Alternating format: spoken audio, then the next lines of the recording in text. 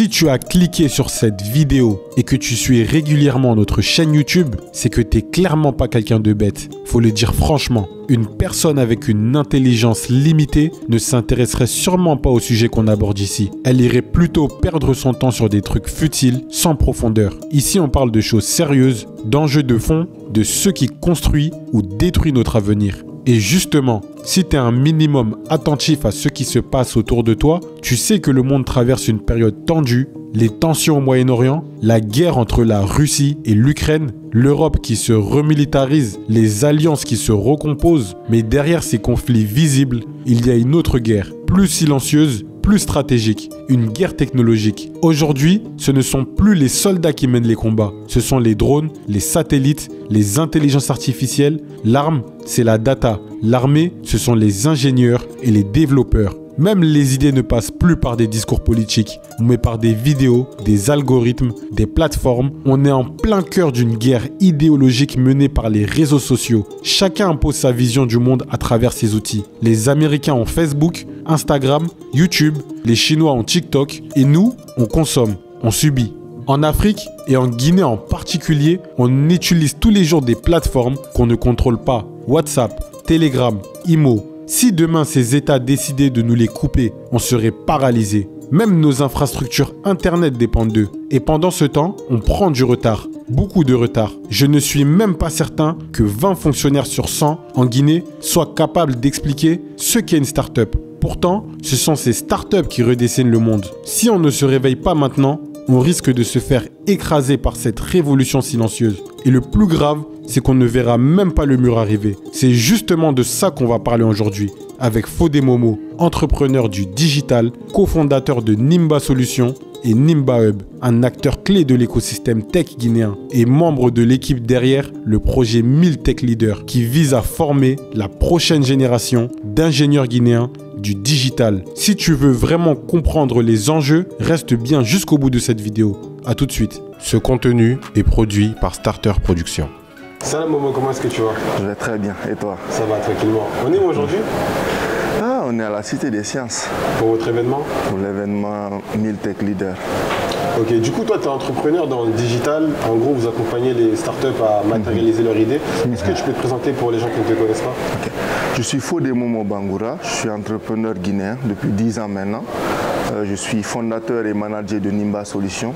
Nimba Solutions qui a plusieurs participations dans des entreprises comme Nimba SMS et Nimba Hub qui est ce centre de formation qui lead ce projet Build Tech Leader. Ok. Aujourd'hui la technologie c'est un gros sujet dans le monde.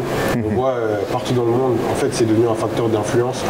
On a des startups par exemple comme, enfin Facebook c'est plus une startup maintenant c'est une entreprise. Non, c'est une grosse boîte. Ok, c'est une entreprise mais qui contribue à influencer les mentalités des gens. On a pas mal d'entreprises technologiques en fait qui veulent façonner l'avenir de l'humanité. Et nous, notre place, la Guinée, en tout cas l'Afrique même et la Guinée pour être plus précis, on ne sait pas encore où on se situe dans ça. Toi, t'en penses quoi de ce sujet-là? C'est un sujet très très sérieux qu'on devrait prendre très au sérieux parce que, vous savez, en fait, si on prend du début de l'humanité à maintenant, c'est la force qui prime sur la faiblesse partout. Et à chaque époque, ce qui représente la force est déterminé. Avant qu'on ne soit dans l'ère industrielle, c'était la force physique, ceux qui ont les plus gros muscles. L'ère industrielle a fait que c'est la force mécanique. Et là, maintenant, on est à l'ère de l'économie de la connaissance, c'est-à-dire le 21e siècle, où c'est la force cognitive, où c'est les plus brillants, ceux qui sont les plus intelligents, qui sont ceux qui ont la force, en fait, en réalité. Donc, nous devons être très inquiets et nous devons prendre nos responsabilités par rapport à ça, parce que je donne juste un exemple. Aujourd'hui, ce qui fait que la Chine est ce pays qui produit le plus de solutions dans le monde, c'est parce qu'elle produit 5 millions d'ingénieurs chaque année. 5 millions d'ingénieurs ou de gens en tout cas qui ont fait les STEM en général. Qui se déploient dans le monde entier? Non, en Chine, dans le monde, mais principalement en Chine. C'est-à-dire chaque année sur son marché, il a 5 millions de personnes qui peuvent construire quelque chose dans tous les domaines. Dans le domaine de l'automobile, dans le domaine de la tech. Donc c'est des enjeux très sérieux, surtout qu'on ouvre ou on rentre dans l'ère de l'IA, ou encore les capacités cognitives des personnes transmises aux machines qui deviennent de plus en plus intelligentes, deviennent des game changers. Tu vois, donc on doit vraiment se préoccuper et se reprendre en main pour nous aussi porter notre voix, construire de la force en fait pour qu'on s'en sorte, quoi. Et ces sujets-là, on les retrouve partout, dans tous les secteurs. Par exemple, dans la santé, maintenant on parle d'utiliser l'IA pour soigner les gens. Dans l'armée, on construit des robots soldats, on a des drones, bon, on le voit dans la guerre qui se passe actuellement en Iran et entre Iran et Israël. C'est une guerre qui se fait principalement avec des drones. On n'envoie pas des hommes tirer à l'époque, comme ça se faisait il y a plusieurs décennies. Donc on le retrouve en fait partout, ce sujet-là. Mais c'est un peu sensible encore pour la Guinée parce que je ne sais même pas si on maîtrise. Comme je te disais la dernière fois, si on prend 100 fonctionnaires de l'État, je ne sais pas si entre 15 et 20 pourront te définir exactement c'est quoi une start-up. Donc, en fait, on prend du retard qui est en train de s'accumuler. Ouais, c'est vrai qu'il y a un certain retard, mais je pense qu'on commence à prendre conscience. Nous, acteurs du privé, on prend conscience, mais aussi l'État même, parce que le lieu dans lequel on est aujourd'hui, c'est la Cité des Sciences. Et le projet, ce qu'il est, moi j'ai assisté à ses débuts, c'est quelque chose, moi, qui me donne beaucoup d'espoir. Et c'est vraiment une grosse action stratégique, en fait, le fait d'investir dans une Cité des Sciences comme ça. Je ne sais pas si vous avez eu le temps de visiter, mais il y a des espaces vraiment dédiés et les personnes qui sont à la tête, c'est des gens aussi qui sont légitimes pour parler de science. Donc on est à l'étape embryonnaire encore, il nous laisse beaucoup de travail à faire, comme tu l'as dit, c'est vrai, mais ça c'est quelque chose de positif. Maintenant, dans l'avenir, on doit plus converger vers ça et ne pas rétrograder et aller vers autre chose. Donc accentuer sur ces initiatives, les multiplier, augmenter leur impact, en tout cas tout ce qui va dans l'investissement du capital humain en général et dans tout ce qui est spécialisation IA. Parce qu'encore une fois, je reviens, on forme les gens pour que leur cerveau soit bon. Mais aujourd'hui, on entraîne aussi des IA pour qu'ils aient un bon cerveau aussi. Donc, ce qui va changer le game demain quand on parle de robotique, c'est non seulement les bons cerveaux des gens, mais aussi les cerveaux de ces machines-là qui sont construites. Chacun construit son système, son large LLM, comme on le dit. Il faut qu'on construise les nôtres aussi. Donc, c'est un double travail, quoi. C'est quoi la solution? C'est créer notre propre plateforme. Par exemple, on a la Chine avec TikTok qui a créé son réseau social pour contrer, on va dire, tout ce qui est Instagram, tout ce qui vient des États-Unis. Est-ce que nous aussi on devrait faire ça? En plus, même quand on regarde par exemple la Chine avec TikTok, le TikTok qu'eux ils ont en Chine et ce que nous on a en Guinée, ça n'a rien à voir. Ici c'est plus pour, on va dire, abrutir les gens sans vouloir attaquer la Chine, mais eux quand tu regardes dans leur pays, ça n'a même pas le même nom. C'est la même plateforme, mais ça n'a pas le même nom. Eux ils s'en servent pour former les jeunes. Donc est-ce que ça serait quoi la solution? Ça serait que nous aussi on ait nos propres plateformes. Ouais, la question de la souveraineté, elle est indiscutable. Nous devons chercher à être souverains dans tous les domaines. On peut réussir ou échouer dans certaines parties, mais majoritairement, on doit chercher à être souverain. C'est comme si tu me dis, la Guinée importe le riz. De la même façon dont on importe le riz, c'est comme ça qu'en consommant les plateformes qui ne sont pas les nôtres, on importe quelque chose. Donc on doit chercher à être souverain, autosuffisant alimentairement. C'est comme ça aussi qu'on doit être autosuffisant dans la tech. Ce n'est pas facile à faire. C'est de l'investissement, c'est de l'effort, mais on doit le faire. Donc tu as parlé de TikTok. Aujourd'hui, TikTok, c'est des lieux dans lesquels les gens passent leur temps, ils dépensent leur attention. Et quand quelqu'un passe son temps et son attention quelque part, il est ouvert à l'influence de ça sur lui. Donc nous, parce qu'on doit essayer de pouvoir au mieux configurer les bonnes façons de penser, on doit chercher à avoir une maîtrise des lieux où nos populations passent leur temps et dépensent leur attention. Donc ce n'est que logique en fait. Maintenant, ce qu'il faut comprendre aussi, c'est qu'on est un tout petit pays et qu'on doit parfois penser ensemble. Parce que la Chine, c'est un grand espace géographique, c'est 1 milliard d'habitants. Il y a des choses peut-être qu'on ne peut pas faire seul à l'échelle de la Guinée, mais les questions d'intégration régionale peuvent aider à co-construire des projets qui puissent en fait accentuer ou améliorer ou créer les conditions de la souveraineté scientifique ou numérique surtout de la Guinée. Donc c'est quelque chose de très important, c'est quelque chose qu'il faut faire, même si nos plateformes n'ont pas la même notoriété que TikTok, mais on doit avoir pour nous, en cas de cas, comme on le dit. Tu vois? Ouais, en fait, pour être souverain, comme tu dis, parce que par exemple, même nous, nos plateformes, tout ce qui est réseau Internet, on est dépendant des États extérieurs. Quand on parle de téléphonie, quand on appelle au téléphone, ça appartient à une entreprise extérieure. Donc comme tu me disais la dernière fois, si demain ces pays-là se disent on a un conflit avec la Guinée et demandent à leur entreprise de tout bloquer, on n'a même plus de moyens de communication. Et on a vu ça par exemple en Russie, quand entrepreneurs russes qui avaient de gros intérêts dans des pays externes à la Russie, quand ça a pété, bah, c'est les premiers qu'on a attaqués. Donc nous, c'est un peu pareil aussi qui pourrait nous arriver. Et l'exemple de la Russie, c'est un exemple frappant. Parce que la Russie a été sauvée, je vais appeler ça comme ça. Mais qu'est-ce qui a sauvé la Russie? Elle a eu cette résilience parce que toutes ces années précédentes, elle fait partie des nations qui produisent le plus d'ingénieurs dans le monde. Donc même si tu lui enlèves un système, il y a des gens qui sont capables de produire des choses, de construire des choses. Nous, on est un peu en retard dessus, mais attention, il y a deux actions gouvernementales pour moi qui ont un grand symbole ou qui vont vers ça. Récemment, j'ai vu qu'ils annoncent la création d'un institut de mathématiques hyper important dans le monde aujourd'hui. Il y a les classes préparatoires qui ont été construites aussi. Ça aussi, c'est un projet hyper important pour qu'on ait des ingénieurs. Maintenant, encore une fois, le défi, cité des sciences, tout ça, c'est comment accentuer vers ce sens-là et ne pas régresser. Parce que, attention, on a régressé dans les décennies précédentes dans le cadre de l'éducation. Ici, même la façon dont on reconfigure le système éducatif, parfois, ce n'est pas quelque chose qui était dans la nature ou qui aidait réellement à améliorer les choses, quoi. Donc, mon inquiétude, ou peut-être là où je tire la sonnette d'alarme, c'est qu'on doit continuer dans ce bon chemin sur lequel on est là. Maximiser encore plus les échos, mettre plus d'argent, plus de volonté, plus de trucs pour qu'on ait justement ces constructeurs qui permettent de construire notre souveraineté après. Okay. Parce que de la même façon, j'aime bien prendre l'exemple du riz, c'est ce qu'on consomme ici. De la même façon dont on est vulnérable si on dépend de l'extérieur par rapport au riz, c'est de la même façon qu'on est vulnérable si on dépend des outils extérieurs aussi pour faire notre quotidien. Et vous, votre entreprise, justement, elle a vu le jour pour répondre à cette problématique. Qu'est-ce que vous faites exactement pour remédier à ces problèmes? Nous, on a deux choses qu'on fait. Déjà, on a des services internes.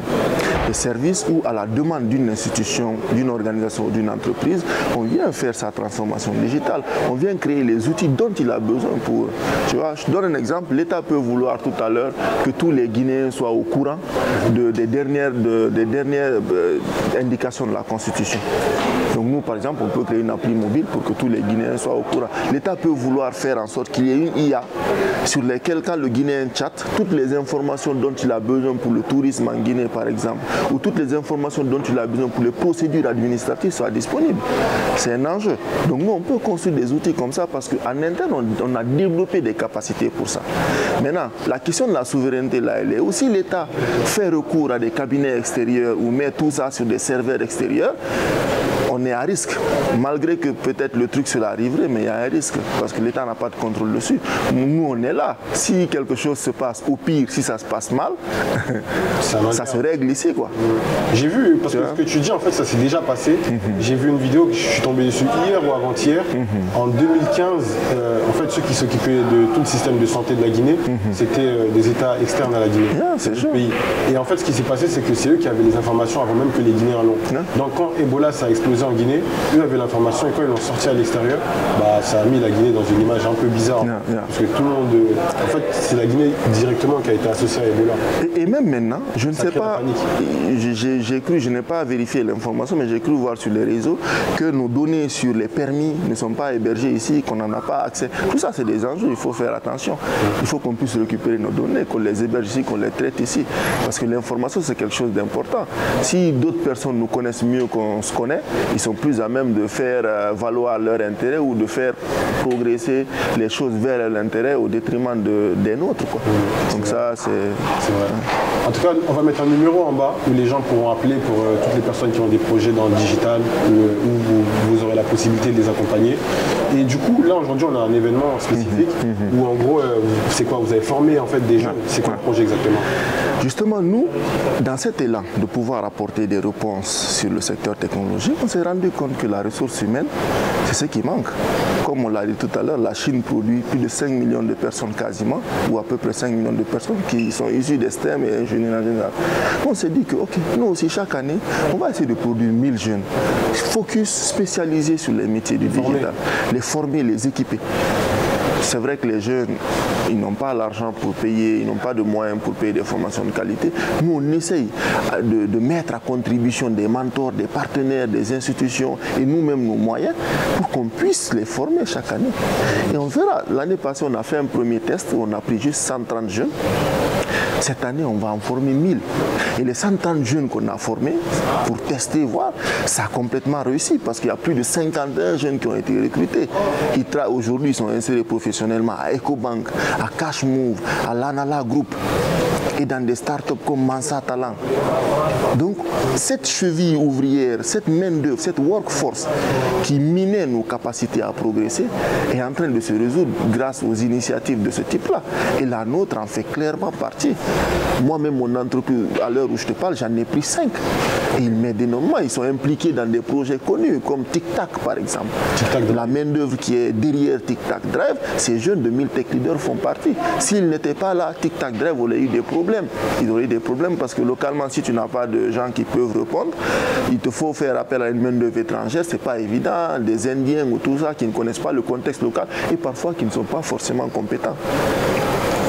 Parce que dans ces marchés-là, les plus compétents ne s'intéressent pas aux pays comme la Guinée. Il n'y a pas assez d'argent comme les autres pays ou les États-Unis. Donc il y a tout ça. Donc cette initiative, franchement, c'est un game changer pour nous et pour tout l'écosystème technologique, entrepreneurial en Guinée. Je le dis avec une grande conviction. Je le dis avec une grande conviction et à la lumière des résultats qu'on a pu obtenir. Donc c'est quelque chose d'assez majeur, on est assez fiers. Ce test est allé au-delà de nos attentes et pour la prochaine cohorte, on espère vraiment pouvoir maximiser encore plus dans ce sens-là. Okay. En fait, vous formez les développeurs qui doivent travailler dans les boîtes à l'avenir. Les développeurs, les ingénieurs IA, plus tard, puisqu'on parle d'IA, cette année on va faire une cohorte IA où des gens vont apprendre à mettre en place des dispositifs d'automatisation, des trucs de concevoir des LLM et tout ça. On va mettre des data ingénieurs aussi en place. Tout le monde en a besoin. Là, c'est un peu comme une remise de diplôme. Là, c'est une remise de diplôme, de satisfecit. Surtout, un événement où on va montrer ce qu'ils font. Parce que, attention, ce n'est pas de la théorie, c'est des faiseurs qu'on forme. Ils ont conçu des plateformes qu'on va montrer. Aujourd'hui, par exemple, à travers le programme 1000 Tech Leaders, tous les étudiants sont mis ensemble pour construire une plateforme qu'on appelle Guinée Data. Guinée Data, c'est un LLM qui permet en fait de faciliter l'accès aux données guinéennes.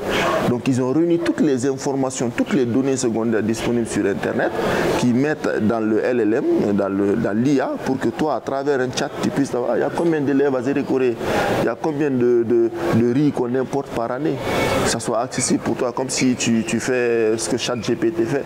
Donc ça, c'est quelque chose qui est nouveau. Il y a peu de pays qui ont des systèmes disponibles comme ça aujourd'hui. Donc c'est à 30% de développement, c'est en partenariat avec la Cité des Sciences dont je t'indiquais l'utilité et c'est quelque chose qui va être top.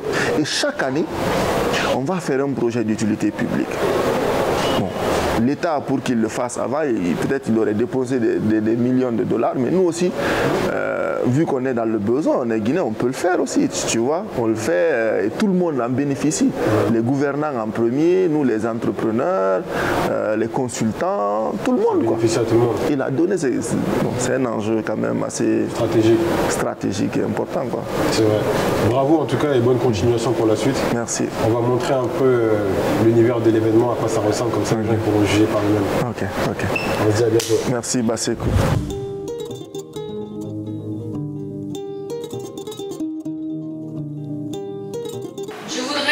D'abord exprimer au nom de toute notre équipe notre profonde gratitude à nos officiels pour leur présence aujourd'hui, leur présence et leur soutien sans faille. Monsieur le ministre Alpha Bakar Bari, ministre de l'Enseignement supérieur, qui sera avec nous en ligne, qui partagera un discours. Madame Rose Paula Pressenou, qui sera aujourd'hui représentée par Monsieur Fodé Yula, son conseiller. Monsieur le ministre Diba Diakité, ministre directeur du cabinet de la présidence et président du comité stratégique Simontou, qui sera aujourd'hui représenté par Dr Antoine Akwa Sovogi. Comme on vient de vous en parler, la Guinée accuse un retard inquiétant dans le digital. Mais pendant que certains s'inquiètent, d'autres agissent. C'est justement à partir de ce constat qu'est né le projet 1000 Tech Leaders, un projet lancé par plusieurs entrepreneurs guinéens pour former une nouvelle génération d'ingénieurs et de développeurs. L'objectif est double, répondre à une demande croissante des entreprises qui peinent à recruter localement et préparer l'avenir en dotant la Guinée de talents capables de créer, innover et entreprendre. Parce que programme, c'est devenu une solution qui est née de nos inquiétudes. Amadouli et moi et beaucoup de personnes dans la salle avons des entreprises qui font des services numériques. Innocent dans l'entrepreneuriat qu'on est, on ne pouvait pas se douter qu'on avait une grosse contrainte, qui est celle de la ressource humaine. Ces solutions, ce ne sont pas seulement des applications. Ces solutions, ce sont des symboles aujourd'hui pour la Guinée. Et moi, je peux dire au fait que c'est des rêves qui sont en train de se réaliser pour ces jeunes. Moi, j'avais des rêves, hein. Je me souviens, quand j'étais petit, j'aimais bien les ordinateurs, etc. Tout ça. Et aujourd'hui, ça a fait en sorte que je sois là, parce que j'avais cette vision-là. Et ces jeunes-là, aujourd'hui, c'est des jeunes, en fait, qui ont la même licence que j'avais, qui peuvent aller peut-être plus loin que moi. Cette première cohorte compte déjà plus de 130 jeunes formés et une grande partie d'entre eux a décroché un emploi. Certains dans les plus grandes entreprises du pays. Et d'autres ont même déjà lancé leur propre start-up dans le digital. Cette première cohorte d'étudiants formés n'est qu'un début. J'espère sincèrement que ces entrepreneurs pourront poursuivre cette initiative, l'élargir et l'améliorer. Et que surtout, l'impact sera à la hauteur de leurs ambitions. C'était Bassekou Djabi, entrepreneur, fondateur de Starter Production. On se dit à bientôt. Ce contenu est produit par Starter Production. Bonjour, permettez-moi de prendre un instant pour aborder un sujet crucial. Je suis Bassekou Djabi, le fondateur de Starter Production, une société spécialisée dans la production audiovisuelle, dévouée à amplifier votre communication. Que vous soyez une entreprise en quête de nouveaux clients ou une institution désireuse de promouvoir ses activités, nous sommes là pour vous accompagner. Si vous aspirez à aller plus loin, notre équipe de Shams Communication peut concevoir une stratégie sur mesure pour accroître votre visibilité et propulser vos activités. Enfin, pour immortaliser vos moments personnels mémorables, tels que les mariages, Starter Events et à votre service. N'hésitez pas à nous contacter sur l'un de nos divers réseaux sociaux ou via WhatsApp au numéro suivant, le 00 224 627 94 25 59. Le 00 224 627 94 25 59.